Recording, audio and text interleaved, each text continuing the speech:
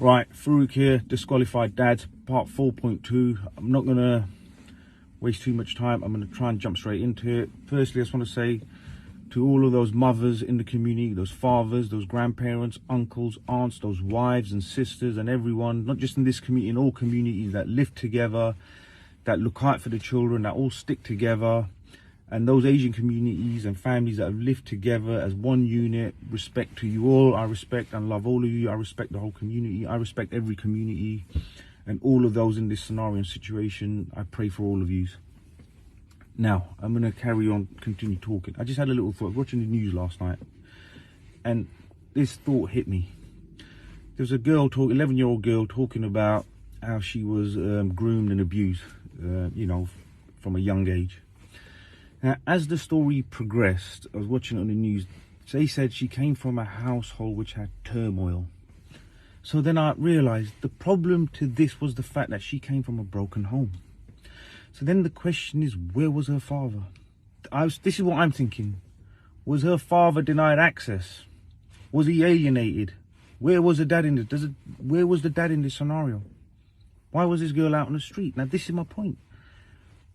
Let's look behind the scenes. How did that girl get to 11 without her dad being around?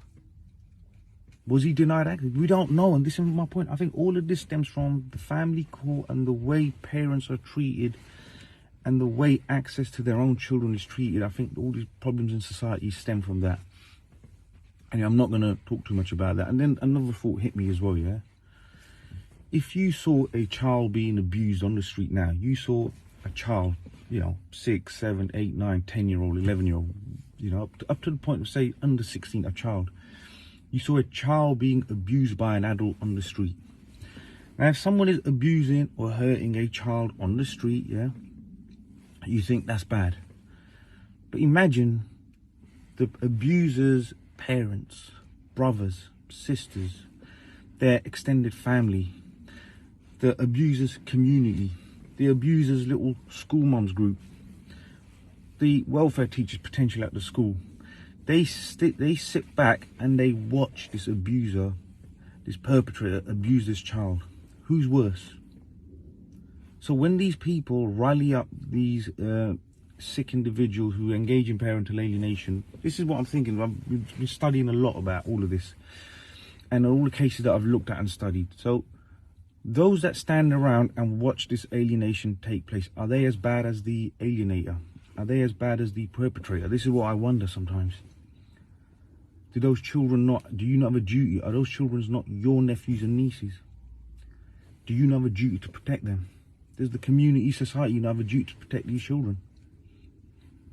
Who's worse, the abuser or the people that stand around and watch the abuse? Same as parental alienation. Who's worse? I think it's almost expected from the person who does the alienation. I think it's expected from the alienator, it's a given. But the people around them, older people, the community, when do they step in? Are they also responsible for these kids? Or are they not? I think the people around them, these little friend circles, these little mums groups that rally these people up and wind them up to perpetrate this abuse further, I think they're worse, personally. Right, jumping onto, back onto the subject of coercive control and the examples to look out for. Let me just pick up where I was. Let me just have a think for a minute. All right, we've covered the sex of the child being used against, normally, especially this community, the father. We've covered that. That is a weapon of choice. Be very careful around that. The other thing, right, I just want to talk a little bit about like I said yesterday, no one is born a coercive controller or a perpetrator in that sense. And as we said, studies have proved if you watch your father engage in domestic violence, there's a high chance or probability that you may end up repeating that cycle of abuse. If you were abused as a child, studies have shown, I'm not saying this, listen, I'm not that clever, studies have shown that those who were abused as children may engage in some form of abuse themselves as adults. Studies have proven this, not me, yeah? So what determines how a coercive controller, someone with a personality disorder or some sort of emotional instability, what produces that? What behavior has produced an individual like that, who can play these games, manipulate people around them, manipulate the person they're meant to be, their companion in life? We have to look into this deeper. I think we need a deeper dive into this. Now, I'm going to try and pick out a situation with a chap that I was doing, the same chap that was dealing with these allegations of not loving his daughter because they were girls and because he preferred boys. No, sorry, because he preferred boys. Yeah, let's talk about that guy again. I'm going to use him as an example. Now, over the years, obviously, I've known this. I've known him and his wife. I've known the family. You know, I know what they're all about. I know them individually. You know, so you know I can look deeper into this. Now, as the years progressed, this was one issue he was accused with, and he realised that I have to be careful what I say, because anything I say can and will be used against me, unfortunately. He was aware of this. He realised this person has a personality disorder. Maybe there's some element of malice and some element of game playing. Add playing games to this as well. It's a very dangerous mix. He doesn't look like a victim. She looks like the perfect victim. I categorically told him, you have zero chance of anyone ever believing you. If anything happens, my language, it'll be, look at him, what a bastard, look what he did to him. Simple. He's brown, he's strong, he's vocal. I hate to say it, I said to him straight, bro, no one will believe you. People automatically think, and including other men in the community, look at him and think, what a bastard treating his wife like that. Oh, because she told us. So this individual has been, and I said to this guy as well, this guy, again, unfortunately, he's going through separation. His children have been alienated as we speak. And I asked him recently, I spoke to him recently just to obviously give support. I'm supporting a lot of people, and a lot of people are supporting me. I asked him, how are you dealing with this lack of contact with your children and knowing they're being alienated daily, their memories are being wiped? How are you coping with this? And this is his answer. His answer intrigued me. He goes, I'm okay with it and I'm managing it because the alienation didn't start now. The alienation didn't start when I separated. He goes, unfortunately, my children have been alienated from the day they were born. They have been controlled and alienated from the day they have been born. If I hadn't taken the stand that I did, he goes, I would have been aiding and abetting in the control and effectively alienation of my own children. He goes, I had to take the hard road and it doesn't bother me. He goes, because I'm used to it. My children were being alienated under my nose in front of my own eyes on a daily basis. He goes, and I still stood there because I thought if I hang around, I can minimize the damage and try and protect my children. And I thought, it almost brought a tear to my eye. I thought, like, you know, I don't even know what to say to that. I mean, you know, it's getting to me now. I don't know what to even say to that, but he's a strong fella. And listen, all the people that I've spoke to that have said they've not seen their children for a year and a half, 2 years, longer. Mate, all of those that I've spoken to have told me these things. You are strong individuals. I don't know how the hell you can go that long and still keep going and be strong. Mate, I rate you. You are stronger than you know. Keep going, guys. All of you. All of those parents out there that haven't seen their kids in long-term contact, they haven't had. You are stronger than you. You are the strongest people that I've ever known, as far as I'm concerned. Keep going, keep at it. Now, getting back to the subject of this specific case, right, yeah?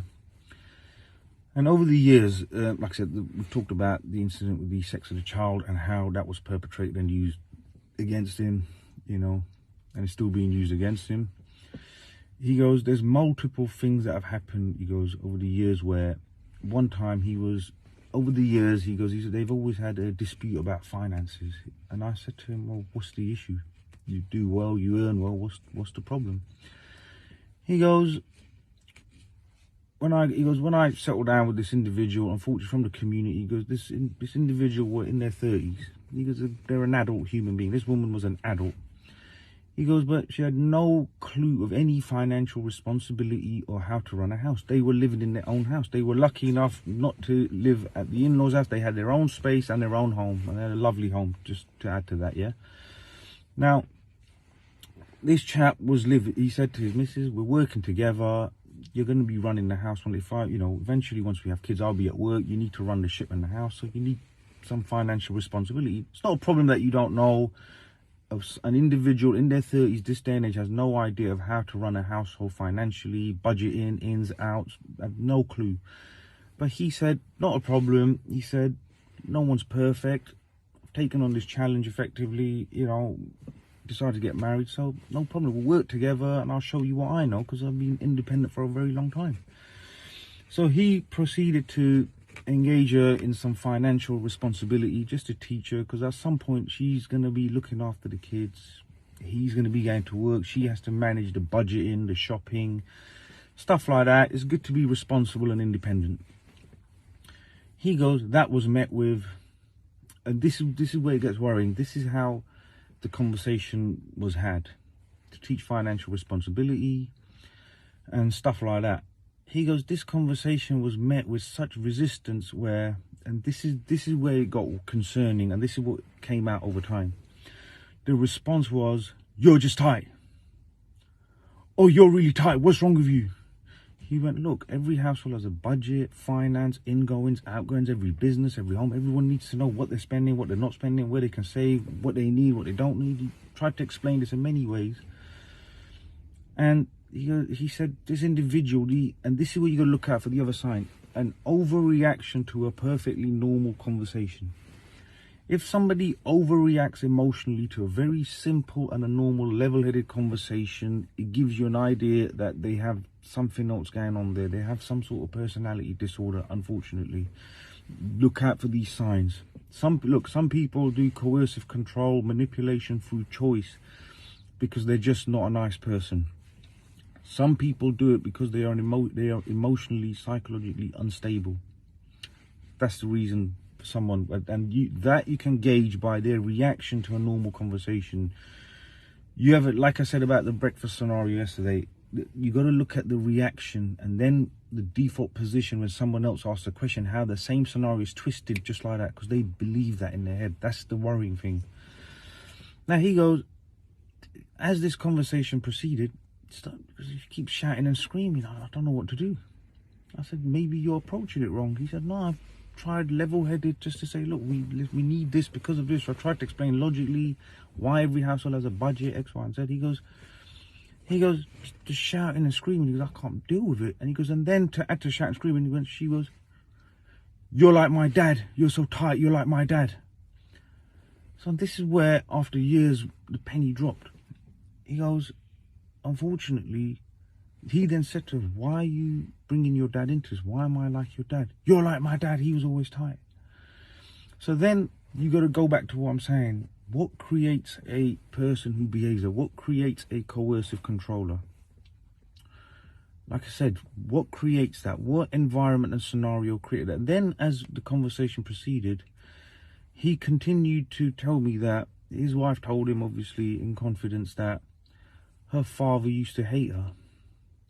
Her father used to tell her that she was a mistake and he didn't want her. He didn't want her or her brother. She said her and her brother were singled out by their father even into their 20s, and the dad kept saying, you were a mistake, I didn't want you. I believe this specific individual